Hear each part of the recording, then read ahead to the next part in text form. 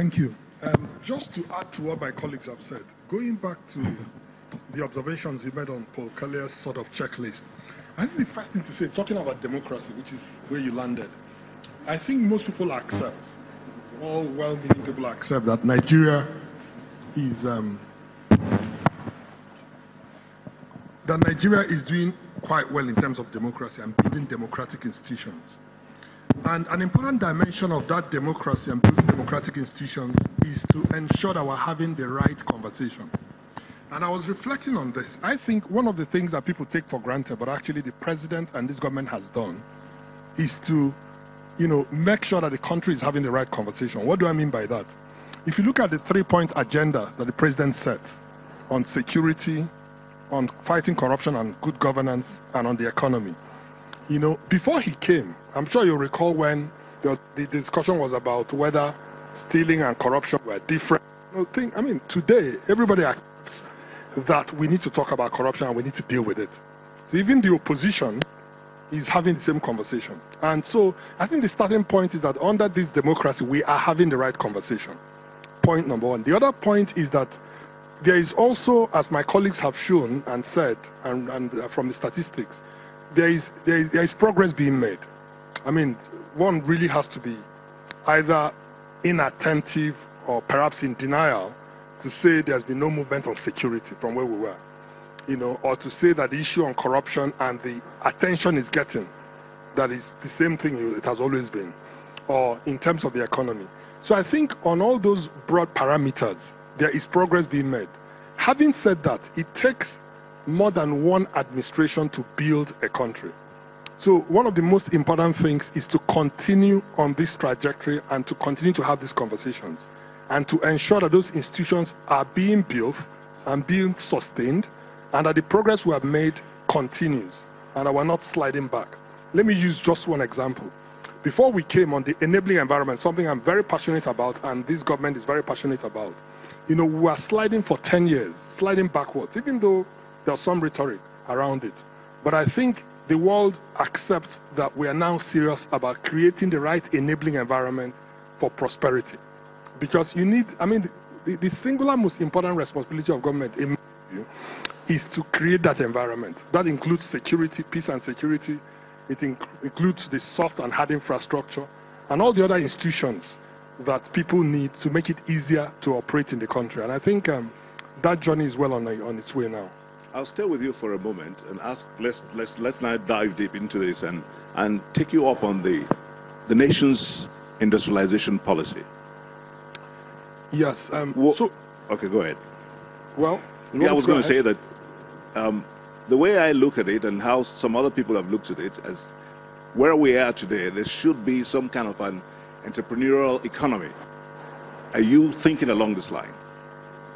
Thank you, John. I think the first thing to say is that even before we came, we had recognized as a country that industrialization was important. Indeed, Africa accepts as part of its Agenda 2063 that industrialization is the way to go.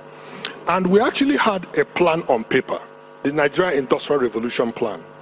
And that plan also had the right sort of, principles in terms of recognizing that you needed the right ecosystem to industrialize a country. But it had not been implemented. So what we have done is to focus on what it would take to implement it. And that plan recognizes that the number one thing you have to do is to create the enabling environment for industrialization, which means infrastructure. And that is why the president and the government and the country as a whole, we are now, I would say very serious about rebuilding our infrastructure. Hard infrastructure, soft infrastructure, hard infrastructure in terms of railway, in terms of power, in terms of roads, and this. The thing about these things is that it's not talking about them, it's doing it. And as you know, doing it takes money and it takes effort. And I think everybody accepts that now we're serious about infrastructure. Before now, if you look at the amount of expenditure on it, clearly there was, there was a big gap. Now, the other side of infrastructure is the importance of the partnership between the people who actually are, the private sector, who are the people you want to encourage to be in industry, and the role of government, which is an enabling role, like I said. And in furtherance of that partnership, we have started something called the Nigeria Industrial Policy and Competitiveness Advisory Council, which is a partnership between the stakeholders in industrialization or industry. You know, the private sector players, the leading members of the government, and then other stakeholders. And what we have seen has been going on for about 18 months now, is that we actually, first of all, we've identified the areas, the critical issues that we need to industrialize the country. You know, things like critical infrastructure, areas like financing, areas like trade policy and market access, and finally policy.